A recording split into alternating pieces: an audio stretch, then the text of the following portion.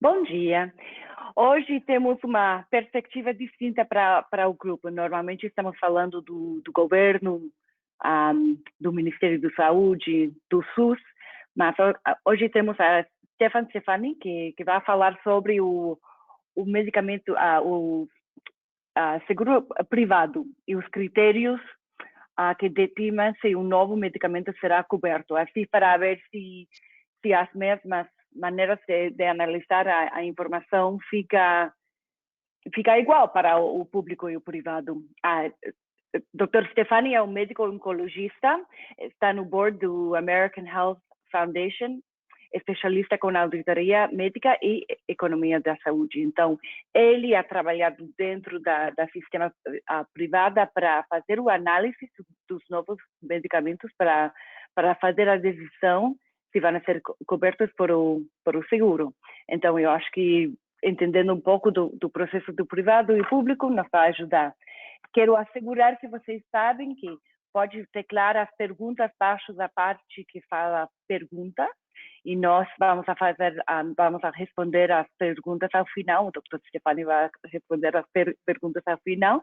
E também que a semana que vem, o 15 de dezembro, vamos a ter o Dr. Castaneda falando de medicamento de previsão e como ha cambiado os medicamentos de previsão durante a época de COVID. Então, estamos entrando de novo na tema de COVID também. Então, Dr. Stefani, vou deixar a você para falar com o grupo. Muito obrigado por aceitar o convite para fazer esse webinário. Nunca temos a pessoas do setor privado, então isso é um ponto de vista muito novo para nós e é um prazer ouvir de sua experiência e seu ponto de vista. Claro, muito obrigado. Muito obrigado pelo convite. Eu gosto de reforçar que a questão do sistema privado ela é muito importante porque ela está muito imbricada, ela está muito involucrada com o sistema público. 20% das pessoas, 1 em cada 5 brasileiros, por exemplo, ele depende do sistema privado. Aqueles pacientes que, por um acaso, não conseguem mais ficar no sistema privado, vão para o sistema público, e pacientes que, eventualmente, dependem só do sistema público, que acabam conseguindo um plano empresarial ou conseguem um sonho de consumo de muitas pessoas, que é ter um plano de saúde, migram de um lado para o outro. De forma que é fundamental, é absolutamente fundamental conhecer o funcionamento e a arquitetura da saúde do país para que se possa construir soluções que vão ser bons para todos. Eu gosto de começar conversando, contando o que nós chamamos de uma perspectiva coletiva. Em outras palavras, uma perspectiva onde eu não vou resolver o problema de um paciente só, mas eu vou resolver o problema da coletividade, da população de uma maneira ou de outra. Que, obviamente, é o que nos interessa para fazer com que o país ou que os países melhorem. Se eu gastar esforço para resolver o problema de uma pessoa e prejudicar todo o resto da população, eu não estou fazendo o país crescer, eu estou resolvendo um problema. Quando eu resolvo o problema da coletividade, eu faço com que todos, inclusive os mais necessitados, vão para frente. Isso é protocolar, não tem nenhum conflito de interesse sobre o tema que eu vou falar, e eu faço, sim, consultoria para dezenas de planos de saúde privados do país. E é verdade, para qualquer assunto, existem aspectos que as pessoas não gostam de conversar. É natural que não gostem de conversar, porque o ideal é que, se um médico mandou, o paciente receba automaticamente. Só que é muito mais complicado que isso. E isso tem que ser organizado de maneira que se entenda todo o ambiente para evitar, evidentemente, que exista um colapso ou um problema no sistema que faça com que depois esses pacientes não consigam se manter dentro de um plano de saúde e migrem para o sistema público, para o SUS. Então, o primeiro convite que eu faço é olhar para essa tela e me dizer: o trem está indo na direção de lá do túnel ou o trem está vindo na direção da tela? Com um pouco de criatividade, eu consigo inverter a direção para a qual o trem vai, sem, evidentemente, mudar o trem. Eu basicamente mandei meu cérebro cambiar, trocar a direção para lá ou para cá. O que eu convido vocês a fazer é exatamente isso. Vocês que estão acostumados a lidar com o sistema privado, pensem um pouco no sistema público. Vocês que estão acostumados a lidar com o sistema público, pensem no sistema privado. Vocês que estão acostumados a vender tecnologia, pensem que vocês vão ter que comprar tecnologia. E, eventualmente, pessoas que estão acostumadas, como o próprio paciente, de receber recomendações, imaginem que vocês tenham que regular essas demandas. Eu gosto de mencionar em casa. Quando chegam em casa, eu tenho 3 filhos. Dizer sim para tudo e para tudo que eles gostariam, nem sempre é a melhor maneira de garantir segurança e proteção para eles. E vocês vão dizer, mas eu não sou mais criança, eu já sou adulto, eu sei tomar minhas decisões. Vocês vão perceber que tem várias informações que só podem ser tomadas decisões quando tivermos os dados completos. Por exemplo, todos sabemos que os tratamentos para câncer hoje, por exemplo, são muito caros. Quando eu digo muito caros, geralmente quando eu faço uma apresentação para a população e pergunto o que vocês consideram como muito caros, as pessoas dizem $100, $150, R$100, R$200. Os medicamentos para câncer hoje, elas estão custando, em média, $10 mil por mês. $10 mil por mês. Infelizmente, esses tratamentos não são, em sua maioria, fornecidos pelo SUS, pelo sistema público. Porém, são amplamente disponíveis no sistema privado. Isso cria um problema muito grande, que é uma inequidade, uma diferença muito grande entre o sistema público e o sistema privado. Também cabe mencionar que os preços vão aumentar. Eles estão custando $10 mil por mês, em média, e existe uma possibilidade de, até o ano de 2030, isso aumentar em torno de 35%, 34%. Portanto, os custos vão aumentar mais ainda. Isso também tem que ficar em mente, porque pessoas do sistema privado estão pagando mensalidades para poder ter isso, portanto, se aumenta muito o custo, as suas mensalidades aumentam também. E se suas mensalidades aumentam, muitas pessoas deixam de ter plano privado e acabam migrando para o SUS novamente.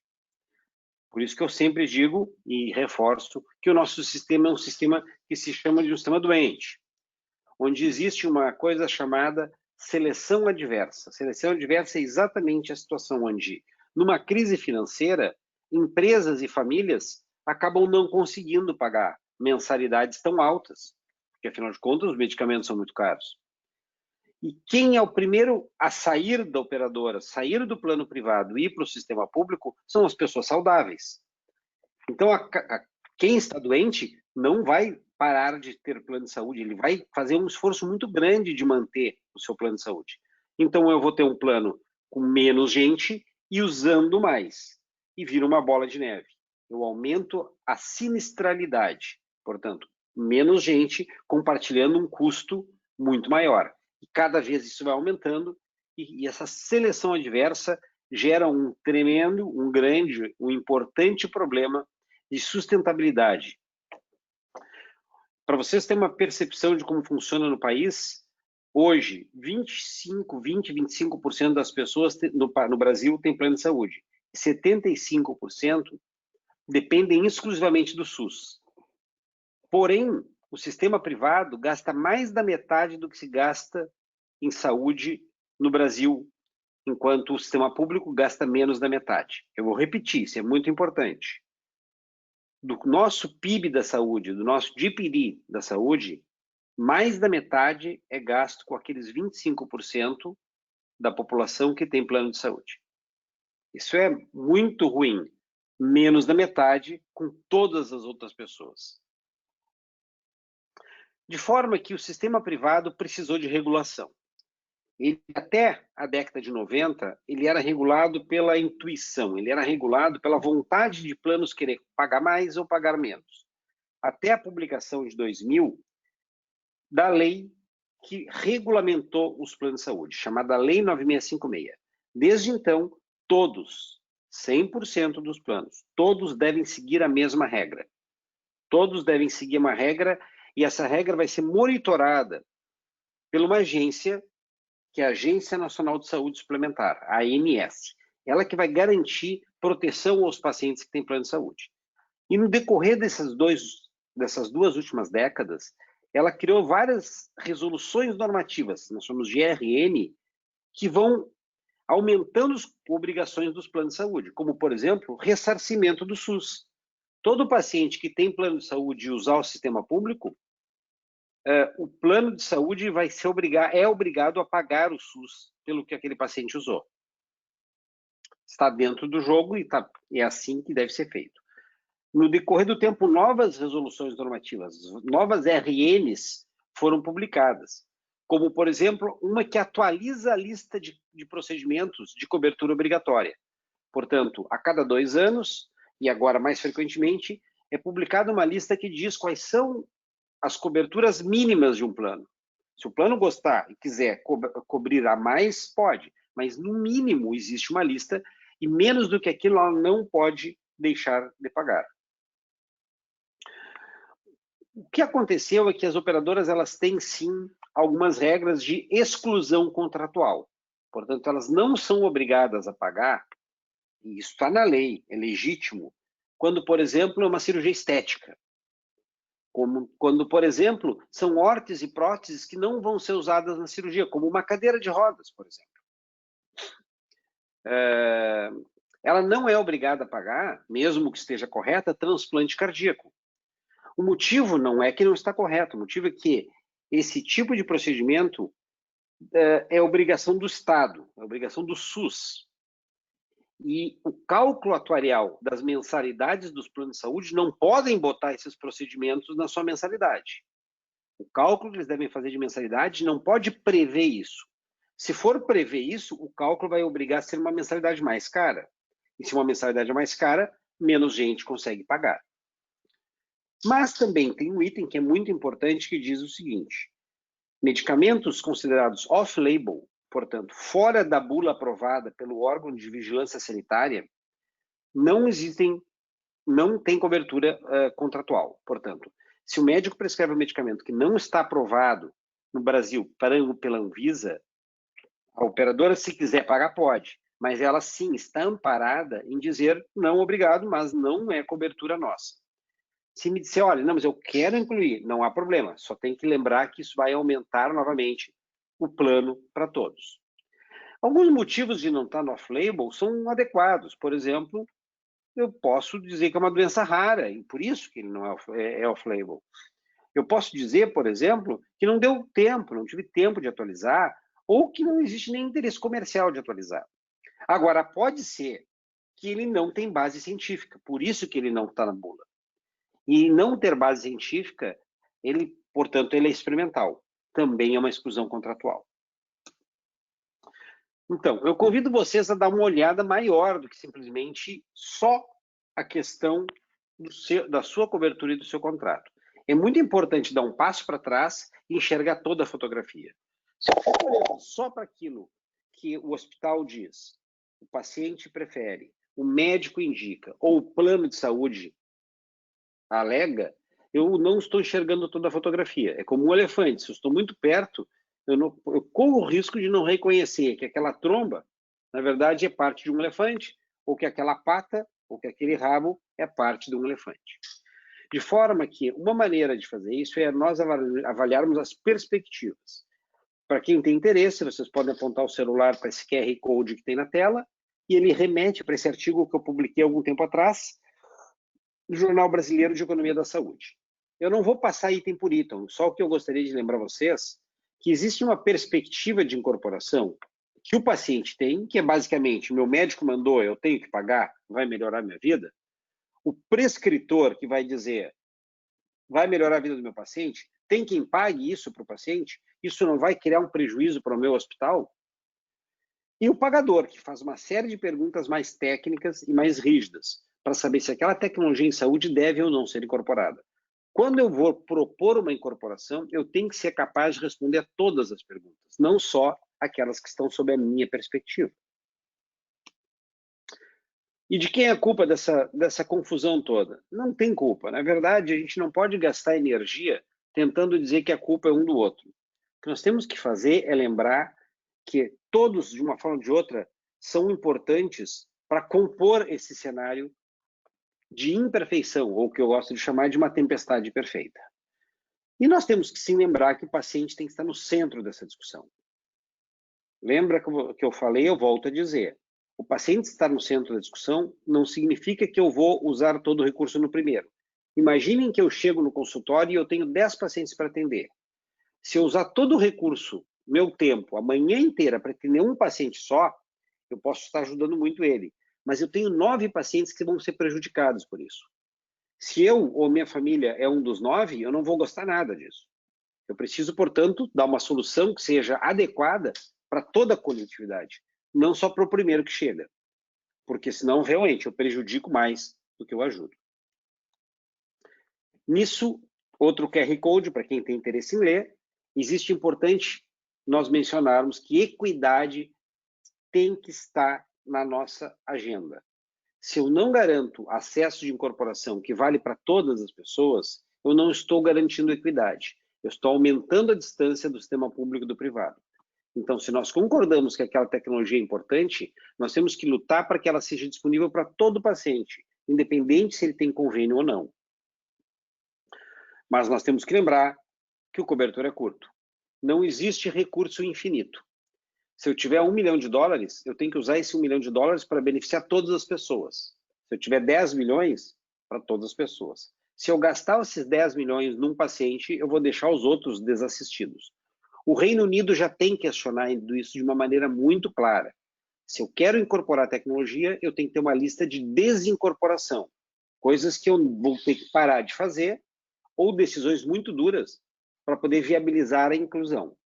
Se eu disser, não, vamos aumentar o orçamento da saúde, nem podemos fazer isso.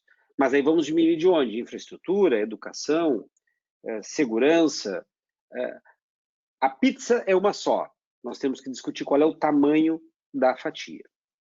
Isso acontece no momento onde discussões científicas têm sido muito presentes. O Covid e a pandemia nos convidaram, literalmente, a questionar a ciência e o ritmo de incorporação. Todos nós queremos incorporações rápidas, mas todas as incorporações rápidas só vão existir se houver segurança do dado. Para não correr o risco de gastar um recurso comprando um remédio que não funciona ou que possa até aumentar a mortalidade dos pacientes, como nós temos dezenas e dezenas de exemplos. De forma que eu poder, se eu tiver um recurso, entre eu comprar um medicamento que não funciona e uma vacina que funciona, ou entre um medicamento que funciona e uma vacina que não, eu tenho que poder priorizar aquilo que vai salvar mais vidas. Lembrando que eu também tenho uma decisão muito difícil. Se aquilo que eu estou pagando é razoável frente àquilo que eu tenho de desfecho. Por exemplo, se eu disser para vocês que eu tenho um medicamento que faz com que uma criança consiga ficar 10 minutos com o pescoço firme, e é isso que ela oferece, numa doença, numa distrofia neurológica. O que ela oferece de benefício é dar para a criança a chance dela ficar firme durante 10 minutos, que é ótimo para aquela criança, mas vai custar 12 milhões de reais, ou mais ou menos 3 milhões de dólares, 2 milhões e meio de dólares. Eu lembro que aquele mesmo dinheiro poderia comprar muitas vacinas. Para aquela criança pode ter sentido, mas para a coletividade é um dilema muito duro. Mas nos preocupem que nós não vamos só incorporar tecnologias baratas, ao contrário, existem todas as regras para a incorporação de terapias inovativas. Eu gosto de lembrar quando, alguns anos atrás, algumas crianças ficaram presas na Ásia, numa caverna. Um time de futebol de crianças separou tudo. Não se questionou a importância de gastar o que tivesse que ter de dinheiro para salvar aquelas crianças. É uma questão ética. Mesmo que isso signifique depois nós termos falta de recurso em outras coisas. Mas não se faz conta matemática para vidas diariamente. O que se faz é uma maneira responsável para ter o recurso para o dia que as crianças ficam presas na caverna, nós podermos ajudá-las. Por isso que uma das publicações que nós temos, por exemplo, no Journal of Cancer Policy, é justamente isso. Eu quero aumentar o acesso de, por exemplo, terapias muito sofisticadas, como imuno-oncologia no Brasil. Nós publicamos isso propondo, não só porque funciona, mas eu tenho que ter responsabilidade orçamentária para garantir que essa tecnologia chegue de uma maneira que beneficie todo mundo. Lembrando que os estudos clínicos geralmente são um ambiente muito controlado, e no mundo real, eles têm pacientes muito mais variados. Então, esse tipo de transposição sobre o que é publicado para aquilo que é feito no mundo real precisa de todo o cuidado estatístico necessário. E lembrando que nós estamos vivendo numa época onde o paciente não é aquela pessoa que vai receber uma ordem vertical do médico, mas sim é uma pessoa que deve ser informada de uma maneira muito transparente sobre o que pode acontecer na vida dos pacientes, para que ele possa, de uma maneira ou de outra, tomar decisão junto. Portanto, nós temos que horizontalizar a relação médico-paciente. O médico deixa de ser alguém que dá uma ordem de cima para baixo e passa a ser alguém que contribui e colabora para que o paciente entenda e tome as decisões mais acertadas. Não há dúvida que nós temos que mudar nossos modelos de remuneração. Não tem sentido nenhum continuar num desenho onde quanto mais o hospital gastar, quanto mais uma clínica gastar, melhor. Por exemplo, se eu tenho um paciente que está internado e ele cai, quebra a perna dentro do hospital, isso é péssimo para o paciente. É horrível.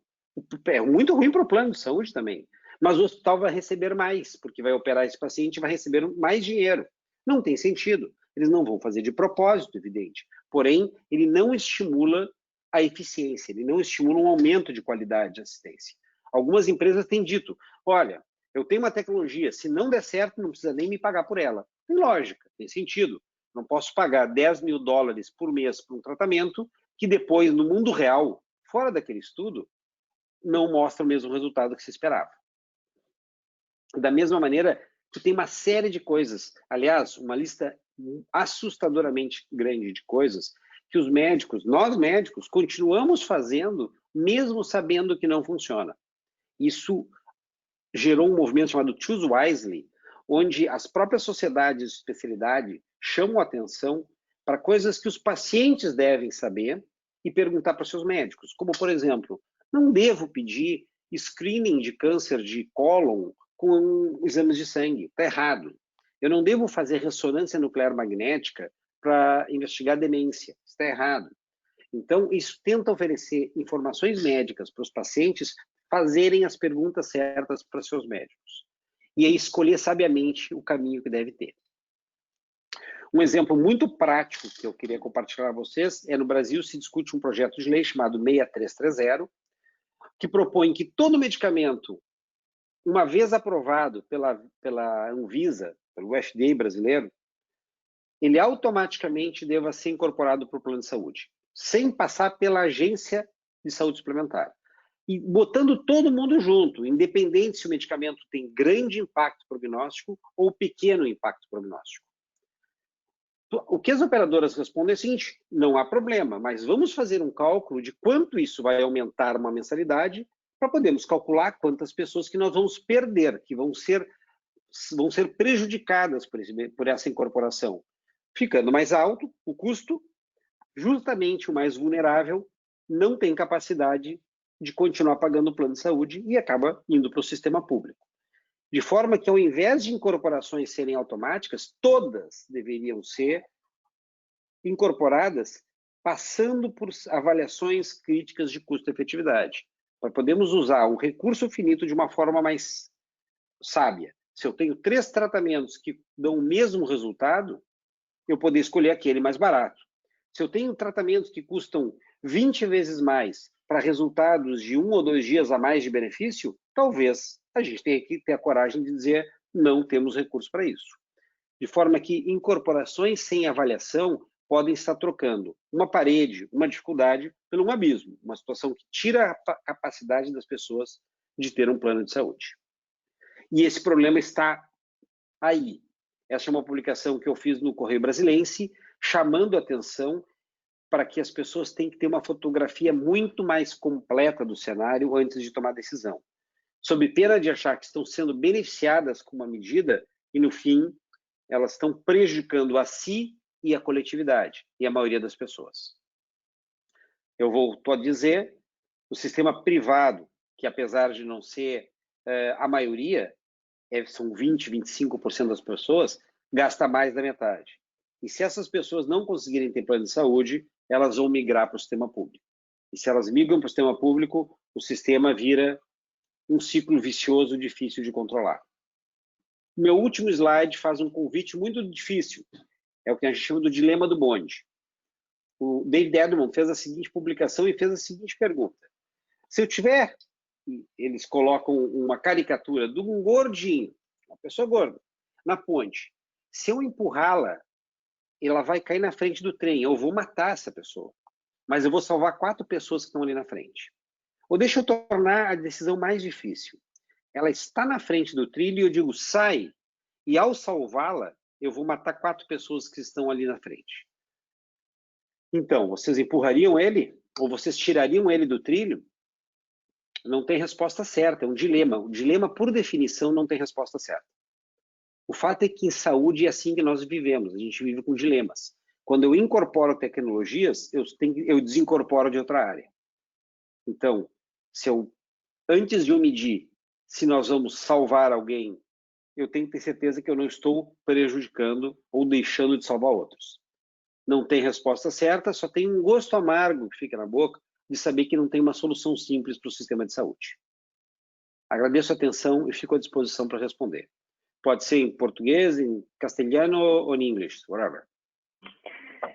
Bom, a maioria das pessoas que estão na linha falam português e as perguntas são em português. Então, vou fazer o esforço de fazer as perguntas em português.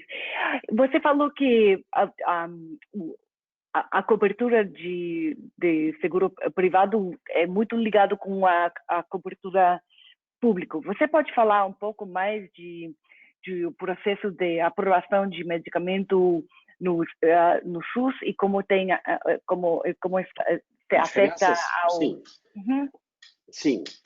A partir do momento que chega, e não é só medicamento, viu? Qualquer tecnologia em saúde, a primeira coisa ela tem que ser aprovada pela Anvisa. Bom, se ela é aprovada pela Anvisa, a Anvisa só vai dizer se aquilo é seguro e se ela funciona. Aí ela vai ter 2 caminhos. No sistema público, vai passar pela Conitec, que verifica se aquela tecnologia tem sentido ser usada no sistema público.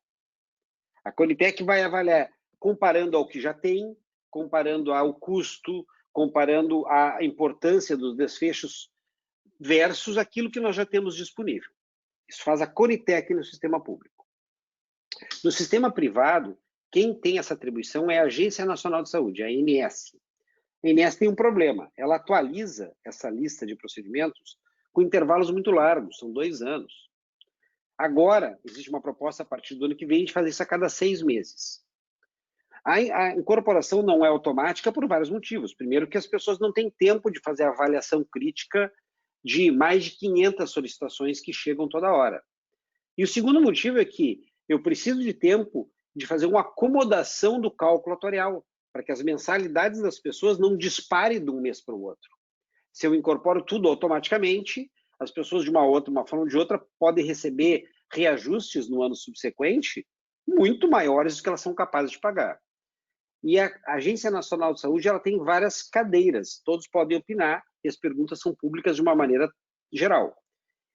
Essa incorporação não são só de medicamentos, são de procedimentos, são de materiais, são de coisas muito mais complexas. Então, quando um paciente chega no consultório e diz, olha, eu quero um tratamento para câncer, que custa $10 mil por mês, mas também eu quero um leito de UTI para COVID, mas também eu quero medicamentos para usar em casa, para controle da minha pressão, mas eu também quero óculos, eu vou dizer, olha, o recurso não cabe, de forma que a Agência Nacional de Saúde faz o cálculo e ajuda a tomar a decisão de o que realmente deve ser incorporado na lista de obrigação contratual.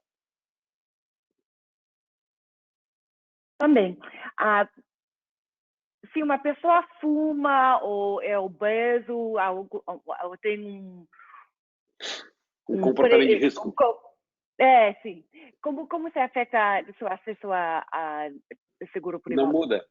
Muito boa pergunta. Assim, não muda. Não pode haver diferença de plano, de coberturas ou de preços baseados nas características. A única coisa que pode acontecer, se a pessoa tem uma doença pré-existente e faz um plano de saúde, portanto, ela vai fazer o plano de saúde já se sabendo doente, a lei permite que a operadora de saúde dê 2 anos de carência para procedimentos relacionados àquela pré-existência.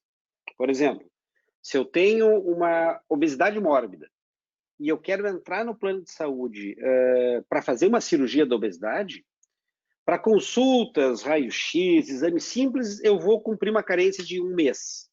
Mas para procedimentos relacionados especificamente à cirurgia da obesidade, a carência é de 2 anos. Isso é para evitar que as pessoas entrem no plano só, não como prevenção da sua saúde, mas para poder ganhar acesso rápido e depois deixam de pagar. Se todo mundo fizesse isso, é como eu, com perdão da comparação simples, mas é exatamente como eu querer fazer um seguro depois de bater o carro. Uhum. Se todo mundo quiser fazer um seguro depois de bater o carro, o preço dos planos do seguro vão ser mais caro que carros. Sim. Sim. A outra pergunta que temos aqui, em sua opinião, quais são os tratamentos para quais doenças que está crescendo muito em termos de custo e qual será o futuro para eles? Não há dúvida nenhuma que as doenças genéticas e o próprio câncer pela frequência, o custo está aumentando demais. Um tratamento que custa 12 milhões de reais, ele é caro em qualquer lugar do mundo. No Brasil, não tem dúvida nenhuma. Se eu tenho um plano de saúde de uma empresa, por exemplo, deixa eu lembrar uma coisa, 70% dos planos de saúde do Brasil são planos empresariais. As pessoas têm um plano porque a sua empresa lhe deu esse benefício. Imagina, portanto, uma empresa, uma fábrica de móveis, que tem 30 funcionários, e um deles precisa de um tratamento genético que custa 10 milhões. O que vai acontecer? Ano que vem, o cálculo da mensalidade desses 30 funcionários vai ser baseado no que usaram no ano passado. Isso pode impedir que aquela empresa tenha plano de saúde, as pessoas não vão aguentar. O que eu acho que vai acontecer, frequentemente, as empresas vão participar mais da tomada de decisão, se vão autorizar coberturas ou não. Segundo, vai haver uma mudança drástica do modelo de negócio. Ninguém aguenta mais ficar pagando, quanto mais usa, mais pago. As pessoas vão compartilhar riscos. Modelo de negócio onde eu possa ter hospitais que entendam que eu vou pagar pelo serviço. Se der certo, ótimo. Se não der certo, toda a correção tem que ser arcada pelo próprio hospital. E da mesma maneira, planos de saúde vão, infelizmente, ficar mais caros. Não tem como evitar que eles acabem ficando para um grupo que tem mais capacidade de pagá-los. E agora, durante a pandemia, você está notando que muitas pessoas estão saindo dos planos privados? Sim, porque perdem emprego.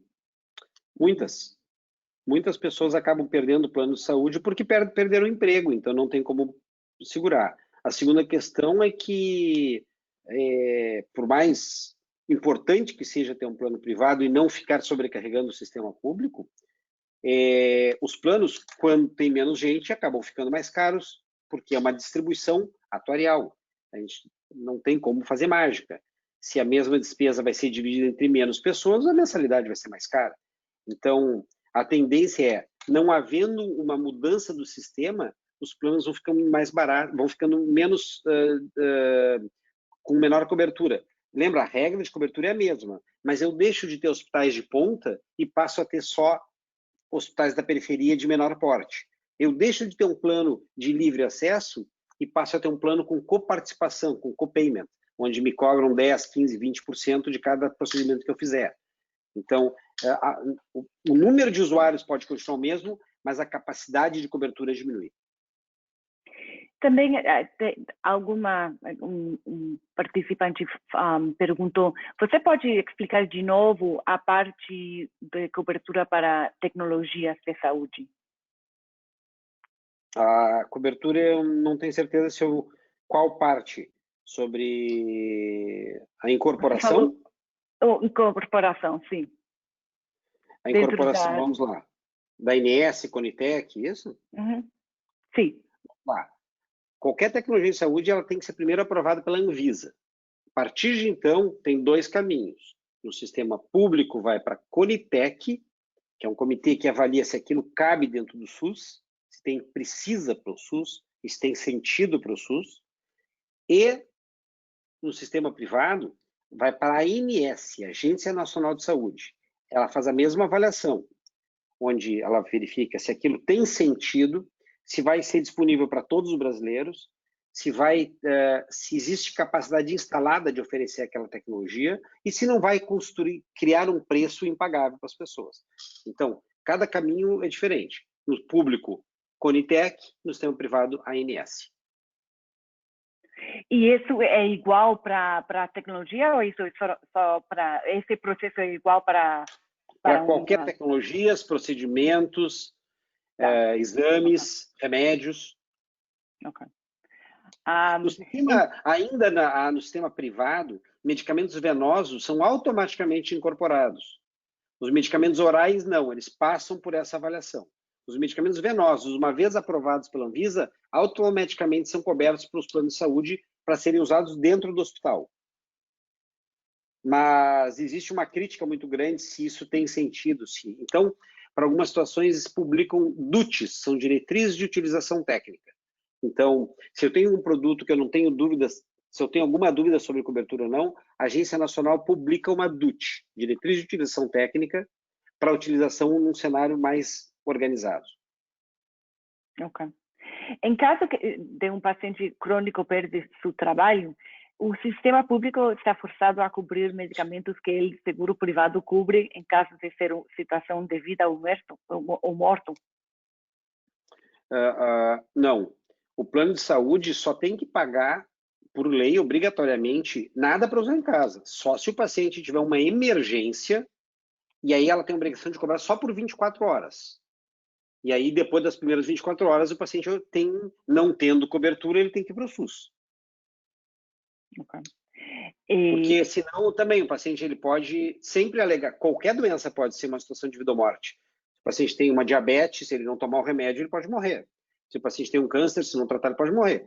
Então, se o paciente perde o plano de saúde, só tem cobertura pela operadora por 24 horas. Ok. Outra pergunta. Você falou que o INS é muito, muito lento em comparação com o Conitec. A ANS, ela atualiza essa lista de procedimentos a cada 2 anos. Existiu uma discussão muito grande e, aparentemente, a partir do ano que vem, vai fazer isso a cada 6 meses. Ok. Essa foi a pergunta, porque era tão distinto que de Conitec. Então, sim, a Conitec tenta fazer isso anual. Ok. Mas lembrando, viu, que a Conitec incorpora muito menos. Tem muito menos tecnologia, tanto que mais da metade do que se gasta no Brasil são com os 25% das pessoas que têm plano de saúde. Ok. Há um caminho jurídico para fazer como um ONG, se um tratamento novo não está coberto pelo seguro privado? Sim. Porque estamos falando com ONG sim. aqui. Claro. Assim, olha, boa pergunta. Eu não gosto muito de soluções jurídicas, que as soluções jurídicas elas furam a fila. Quando eu tenho um recurso de 10 milhões e aí o juiz manda eu priorizar um grupo de pacientes, ele vai ter que me dizer quem eu vou despriorizar, entende? Então, vamos supor que uma ONG queira obrigar pagar os medicamentos de 10 milhões de dólares, 10 milhões de reais. Tudo bem, então eu vou ter que parar de pagar alguma coisa. Algum paciente não vai receber esse valor, esse recurso, por questões óbvias. Então, obrigação de pagar significa que eu tenho que ter junto a resposta o que é que eu vou deixar de dar de benefício. Então, lembrem que se eu for obrigado, como plano de saúde, a pagar, a operadora não tem problema nenhum de incorporar tecnologias, ela só quer calcular quanto que a mensalidade vai passar a ser.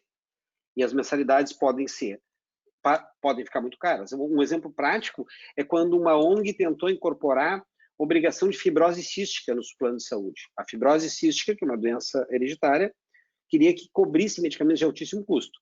Quando se fez o cálculo da mensalidade dessas pessoas, aí a ONG disse, não, mas é muito caro.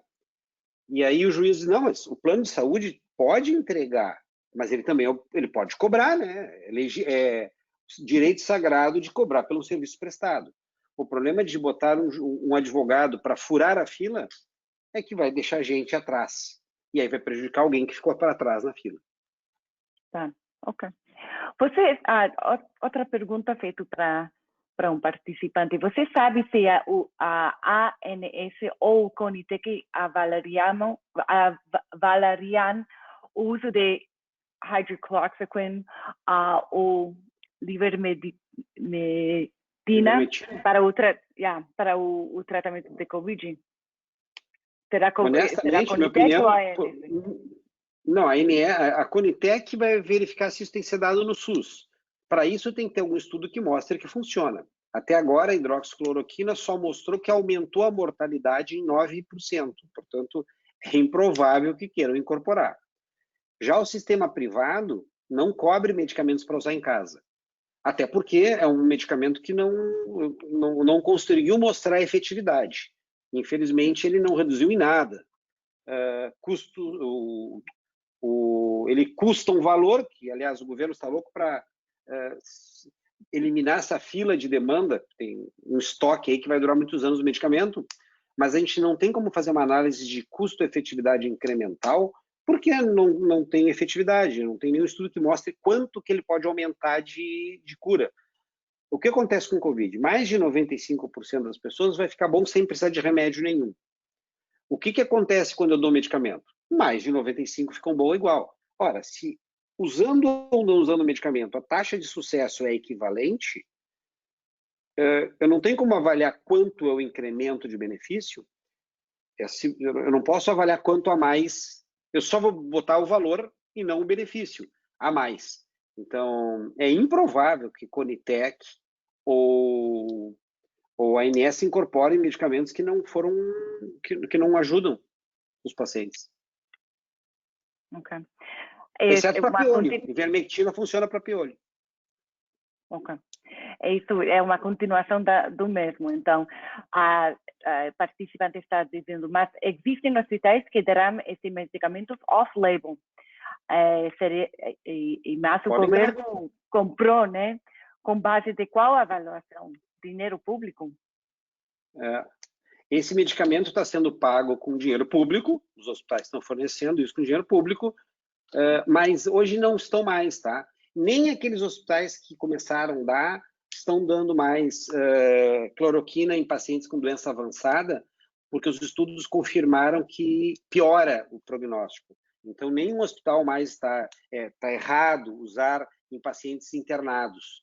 O paciente, quando hospitaliza e tem doença mais grave, o medicamento trouxe piora de resultado, de forma que não tem nenhum hospital mais fazendo isso. O Brasil foi o último país a abandonar isso, e ainda assim demorou. Será as vacinas para o vírus serão analisadas para esses órgãos também, após de aprovação da Anvisa? A informação que nós temos é que somente será oferecido para o sistema público. Ok. Se eu tiver dinheiro, eu tiver um plano de saúde, eu vou ter que estar na mesma fila de quem não tem. Portanto, é legítimo e adequado isso. O critério de prioridade não pode ser ter plano de saúde ou não. O critério de prioridade para receber vacina é ser maior risco ou menor. Então, será o CONITEC que irá avaliando as incorporação, muito provavelmente por conta de ser uma pandemia e uma calamidade pública, talvez passe automaticamente por outros setores e não passe pelo ritual da Conitec.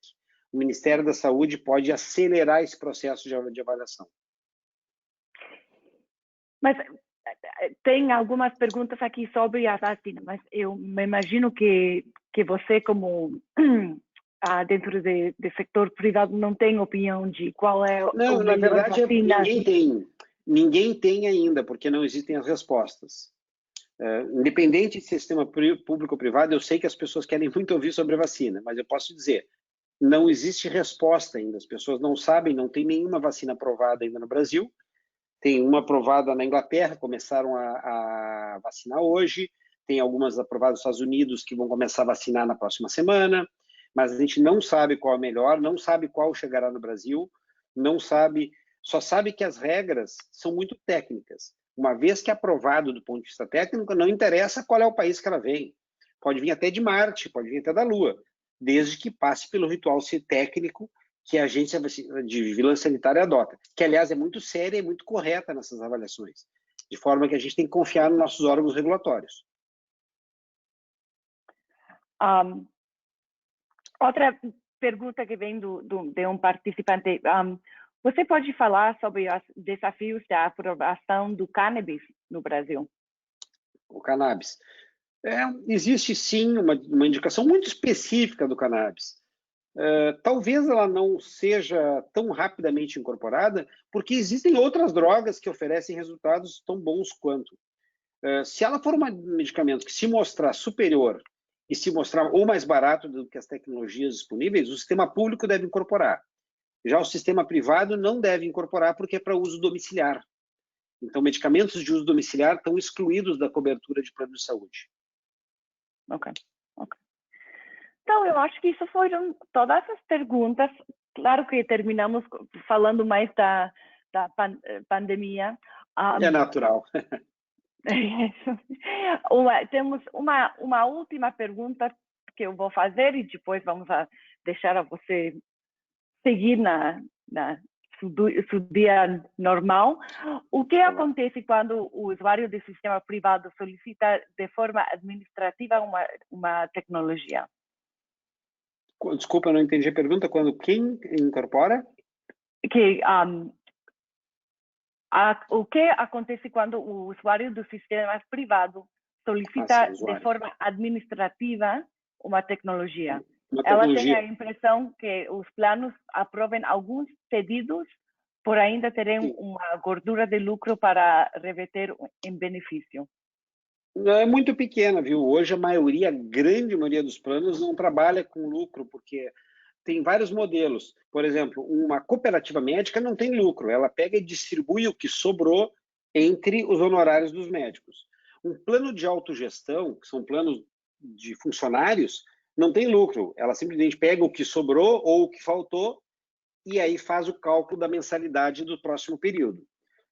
Planos como bancos e medicinas de grupo, essas podem ter um pouco mais de margem, mas é muito pequena. O que ela faz quando entra em administrativo, ela distribui o custo entre todos os usuários. Ok, obrigada. Então, muito obrigada. É a primeira vez que estamos falando do setor privado no saúde, porque em Brasil tem o governo muito 40 ativo milhões, na saúde. 40 milhões de pessoas com plano de saúde, muita gente. Então, eu quero agradecer por seu tempo, também sua perspectiva também, que para nós é distinto, e também entender como está integrado o público com o privado, que eu acho que é muito claro agora. Para o público que está na linha, que temos bastantes, vamos a ter o webinário sobre a medicina personalizada a semana que vem, o 15. Muito obrigada, Dr. Stefani, por o trabalho que você faz dia após dia, também com o eSport, também para o trabalho que você está oferecendo para nós, o mundo de ONG, de pacientes brasileiros. E obrigada por seu tempo. Um prazer. Tchau. Até mais.